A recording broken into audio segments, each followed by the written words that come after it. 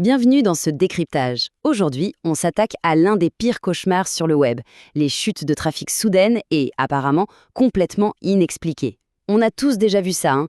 Un jour, les statistiques explosent tous les records, et bim, le lendemain, la courbe s'effondre sans aucune raison évidente. C'est le genre de situation où même les professionnels les plus aguerris finissent par s'arracher les cheveux. Du coup, la vraie question, c'est comment un contenu qui a l'air absolument parfait, super bien rédigé et hyper documenté peut-il dégringoler d'un coup dans les résultats de recherche? Eh bien, la réponse se cache souvent dans 7 petites erreurs. Des pièges vraiment subtils, quasiment invisibles à l'œil nu, qui passent facilement à la trappe quand on crée la page au tout début. Pour bien comprendre tout ça, l'analyse d'aujourd'hui se divise en 4 grandes parties. D'abord, la sémantique et le contenu. Ensuite, on passera à la technique et la structure. Après, on abordera l'expérience utilisateur et les visuels. Et pour finir, l'importance d'un audit SEO en continu. Allez, on attaque tout de suite avec le premier axe. Sémantique et contenu, bien au-delà du mot-clé. La toute première erreur, et elle est souvent fatale, c'est de cibler un mot-clé principal sans même prendre la peine d'analyser l'intention de recherche. Honnêtement, l'époque où il suffisait de caser un mot-clé partout, c'est terminé. Les moteurs de recherche veulent comprendre ce que l'humain cherche vraiment. Est-ce une recherche d'information, une envie d'acheter? Sans la bonne intention derrière, le texte, même parfait, restera totalement invisible. Alors, la parade des experts face à ça. C'est tout bête, mais ça demande un peu de rigueur. Il faut décortiquer le top 10 des résultats pour ce fameux mot-clé. Qu'est-ce que ces pages proposent exactement? Est-ce que les algorithmes mettent en avant un guide complet, une fiche produit directe ou plutôt un grand comparatif? C'est absolument crucial de coller à la forme qui est attendue, sinon c'est mort d'avance pour se positionner. Et ça nous amène pile poil au piège suivant. À gauche, on a cette vieille méthode complètement dépassée, le bourrage de mots-clés, pensée uniquement pour manipuler les robots, à fuir absolument. À droite, c'est l'approche moderne. On écrit d'abord pour des humains, on privilégie une vraie richesse lexicale, plein de synonymes, et on s'assure d'avoir un bon score sémantique en utilisant des outils dédiés comme Your Text Guru. Bref, on crée du sens, pas juste du code. Le dernier piège côté contenu, c'est le syndrome de la page abandonnée. C'est l'erreur classique de se dire qu'un article en ligne l'est pour l'éternité. Faux! Un super contenu peut s'effondrer du jour au lendemain s'il prend la poussière. Il faut impérativement le faire vivre, mettre à jour les stats, rajouter les dernières études, insérer des paragraphes sur les nouvelles tendances et bien sûr, actualiser la date de publication si le texte a bénéficié d'un vrai coup de jeune. On passe maintenant à notre deuxième grand pilier. Technique et structure HTML pour des fondations solides. Parce que oui, la technique, c'est un peu le squelette invisible de la page. C'est exactement là-dessus que les moteurs de recherche s'appuient pour piger la logique du texte. Et là, le piège le plus classique, ce sont les balises manquantes, ou pire, utilisées en double. Il faut vraiment voir ça comme le plan d'un livre, avec une hiérarchie hyper stricte. Un seul et unique titre H1 principal, des H2 pour les grandes parties, des H3 pour les sous-parties, et on n'oublie pas les listes à puces pour l'accessibilité.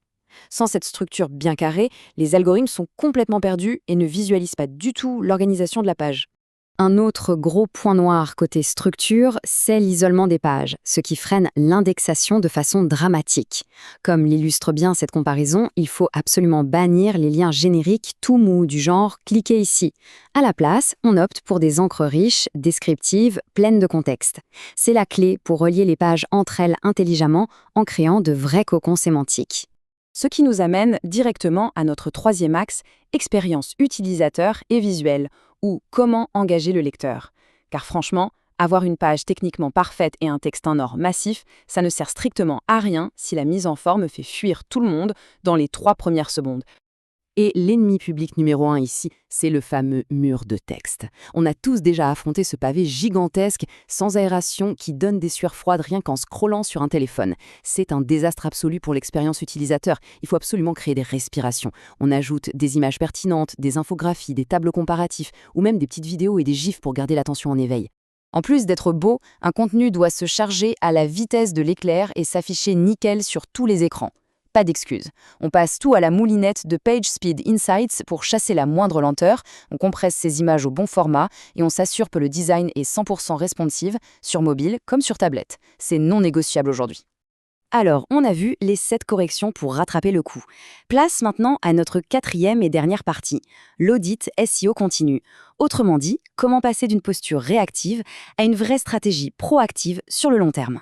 Le texte source nous donne une définition super claire de l'analyse de contenu SEO. En gros, c'est le fait d'évaluer constamment la visibilité, la pertinence sémantique, la structure, l'UX et les conversions pour repérer les points faibles et les corriger. Et le truc à retenir absolument, c'est que peaufiner l'existant, c'est bien souvent beaucoup plus rentable que de s'épuiser à créer de nouvelles pages en permanence. Ce petit tableau est super intéressant parce qu'il fait le pont entre ce qu'il faut analyser et les meilleurs outils du marché pour le faire. Par exemple, pour vérifier l'ossature HTML, Screaming Frog est incontournable. Pour la sémantique, on va plutôt se tourner vers Surfer SEO ou Your Text Guru. Et pour tout ce qui touche à l'expérience globale et la vitesse, Google Search Console, Ahrefs ou PageSpeed Insights feront un travail formidable. Mais la vraie question, c'est la fréquence. Quand est-ce qu'on sort l'artillerie lourde ? La règle d'or, c'est de ne jamais attendre que le trafic se casse la figure. L'idéal, c'est de lancer un audit complet tous les 6 à 12 mois. Ou alors de le déclencher systématiquement après une grosse mise à jour d'un algorithme de recherche ou un changement majeur de stratégie. D'ailleurs, il y a cette phrase dans le document source qui tape vraiment dans le mille. Le SEO est dynamique et doit être entretenu. C'est une excellente piqûre de rappel. Le référencement, ce n'est pas une simple case qu'on coche en publiant une page. C'est un organisme vivant, organique, qui demande de l'attention, du soin et un entretien permanent.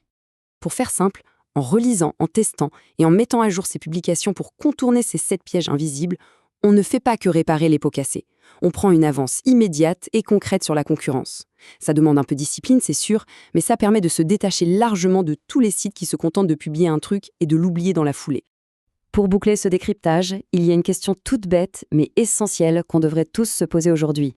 En regardant les bibliothèques de contenu déjà en ligne, est-ce qu'il n'y a pas, là tout de suite, un de ces fameux pièges invisibles en train de siphonner le trafic en silence ? La seule façon d'en avoir le cœur net, c'est de lancer cet audit. Merci d'avoir suivi cette analyse et à très vite.